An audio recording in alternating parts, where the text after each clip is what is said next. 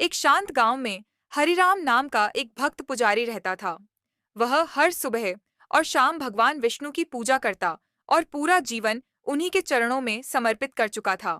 हरिराम का विश्वास था कि जब भी कोई मुसीबत आएगी, स्वयं भगवान विष्णु आकर उसकी रक्षा करेंगे। एक वर्ष गांव में बहुत भयंकर वर्षा और तूफान हुई। नदी उफान पर आ गई और गांव में बाढ़ आ गई। सब लोग अपना घर छोड़कर सुरक्षित स्थानों की ओर जाने लगे, लेकिन हरिराम मंदिर की छत पर चढ़कर बैठ गया और प्रार्थना करने लगा। हे प्रभु विष्णु, मुझे विश्वास है कि आप स्वयं आकर मुझे बचाएंगे। थोड़ी देर बाद एक आदमी नाव लेकर आया। पंडित जी, जल्दी आइए, पानी बढ़ रहा है, उसने कहा। हरिराम मुस्कुराया और बोला, नहीं बेटा, भगवान विष्णु आएंगे मुझे बचाने, तुम जाओ। वह आदमी चला गया। कुछ देर बाद एक हेलीकॉप्टर आया।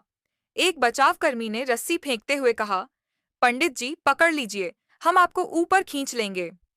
पर हरिराम ने फिर मना कर दिया, नहीं, भगवान विष्णु स्वयं आएंगे। थोड़ी देर बाद एक बंदर मंदिर की छत पर कूदा। वह और कोई नहीं, भगवान हनुमान ही थे।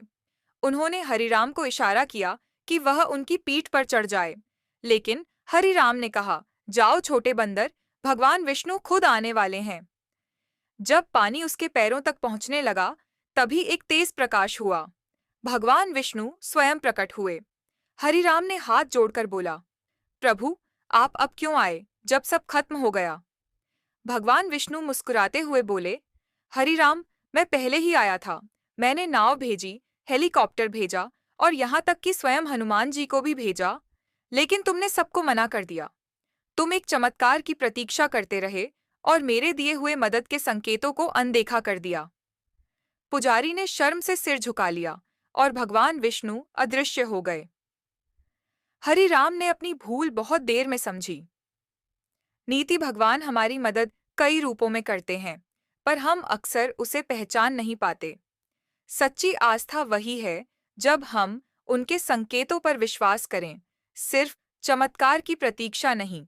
अगर आपको हमारी कहानियाँ पसंद आती हैं, तो सब्सक्राइब करें।